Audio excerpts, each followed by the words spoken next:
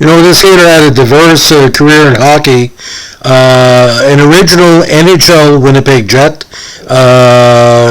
Came from the Toronto Marlies program. Had 2 tenures with the Winnipeg Jets, 2 tenures with the Philadelphia Flyers, played with Minnesota Edmonton. Was a Team USA representative at the World Championships and Olympics. A coach and GM and management for a number of years.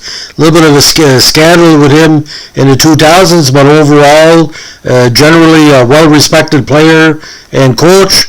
But we're going to talk mostly about his playing career because I think it's important because his father allowed him to play for Team USA because he was born when he was playing with the Cleveland Barons of minor hockey, what they call legacy of the early 1960s.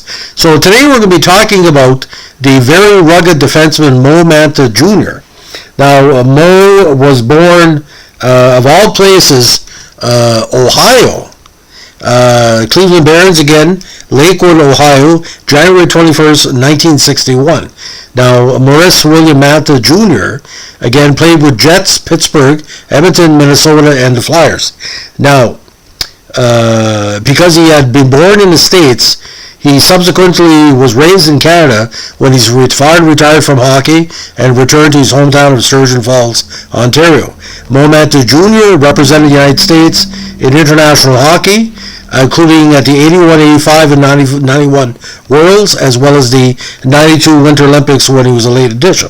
Now, he first came to major prominence playing for the Toronto Marlies of the OHA after a stellar career with the CJHL's Streetsville Derbies in 77 with 105 points in 63 games. Now, 79 with the Marlies at 48 points in 68 games. His draft year, he put up 46 points in 58 games. Now, Winnipeg in 81, 25 points in 58 games. 82, split time with Winnipeg and Tulsa. 83, split time with Winnipeg and Sherbrooke. But by 84, he had a full campaign with Winnipeg. 54 big points in 72 games, including 16 goals. Now, he was eventually traded to Pittsburgh in a Randy Carlyle deal. 51 points in 85. As part of a very strong Pittsburgh squad, 11 goals, and with the Mario Penguins in 86, 67 points in 78 games, including 15 goals. Became a fan favorite in Pittsburgh. 87, still a strong campaign, 40 points, but he eventually found his way to Edmonton in 88, played 25 games with the Stanley Cup winners that year, but was subsequently found his way in Minnesota for 30 games, so that year, 11 goals for 3 teams that campaign. 89, he split time with Minnesota and the Flyers, and found himself back with Winnipeg in the interleague waiver draft. In 90, played 3 seasons back in Winnipeg before wrapping up his career with 5 games with the Flyers in 92 and 1 game with Hershey in 93. Now, talking about him at the Worlds. 82, 8th place, 85, 4th place, 91, 4th place, and was an assistant coach for Team USA in 98, where he was 12th place. And was also assistant coach in 2004 at the World Juniors for Team USA, and in the Olympics he won 4th place. Now, what really hurt Moe when he was numerous injuries during his career. Over the years, every part of his body pretty well suffered major injury. He had chronic back injury, eye injury, shoulder injury, broken nose, bruised tailbone, sprained knee, broken right wrist, another eye injury, sprained left knee, bruised kneecap, separated shoulder, pulled groin, another pulled groin, bruised ankle, back spasms, and just a litany. Because a big player like him, they're 6, just like his father, big on defense, 6'2", 197. Again, he stayed tough. Now, what was really weird about Moe, as soon as he retired in 93, he went to the coaching ranks. He was 2 years with the Columbus Chill of the ECHL in 95-96, then moved up to the AHL's Baltimore Bandits in 97, then with the Cincinnati Mighty Ducks for 3 years, then for the United States national team under-18 program in 01.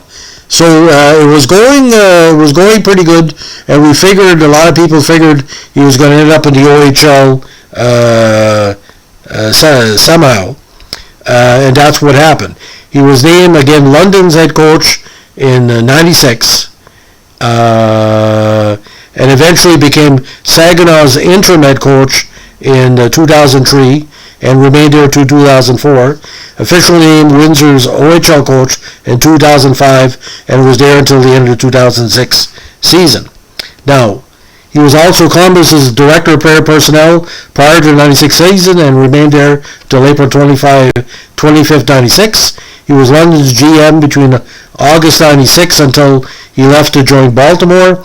He was Windsor's GM on May 25th, 2005, and remained there up until the 2006 season. Unfortunately, he was the center of a major controversy early in that campaign that led him to be suspended by the league for a full year as Windsor's general manager and for 40 games as his coach.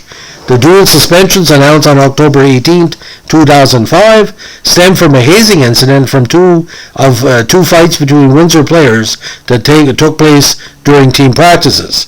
In addition to allowing his own players to beat on each other in practice, he was accused of forcing his players to strip and stand in a lavatory at the back of the team's bus as part of a hazing ritual. The Spitfires were also fined $35,000 for the incidents, but Windsor players were quick to defend Mantha. In a statement on their team website following the suspension, the players wrote, we want to state that Moe Mantha has treated all his players with a great amount of respect. As players, we believe in him and respect him more as a person. Now, getting back to the coaching, he coached the Junior USA team again with Ann Arbor out of Michigan from 2004. Again, 2005 he was named head coach of Detroit Gladiators of the new WHA, but the league never made it on the ice, and this was before, of course, the gross misconduct termination because of the Hakeem Aliou and Steve Downey hazing incident.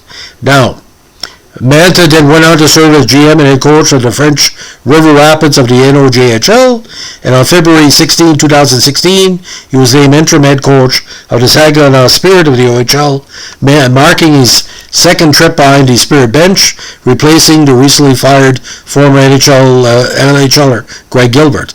He was not retained at the end of that season, and in 2017 he was hired as a head coach and GM of the Brookings Blizzards in the North American Hockey League. The Blizzard retained Mantha for one season after relocated as the St. Cloud Blizzard in 2009 before he retired in 2020.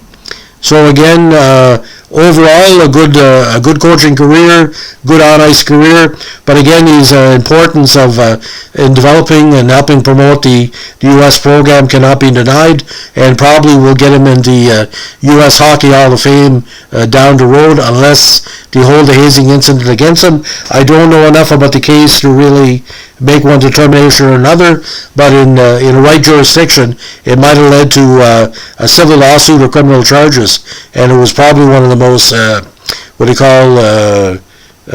damaging hazing incidents of the 2000s in relation to junior hockey in Canada.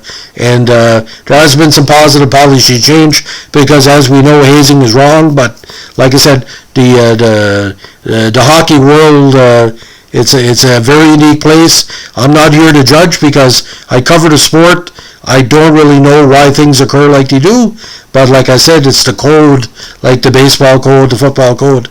You know, unless you're in it, you really don't know what it's like, and it's not for me to judge anybody, because there's worse hazing incidents that weren't talked about, and it just happened. This was made public.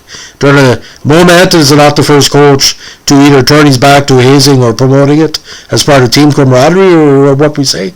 So it is what it is. Anyway, if you like what you're doing here, give us a like, comment, and subscribe. And don't forget, requests are also always requested and encouraged. Have a good day. Bye.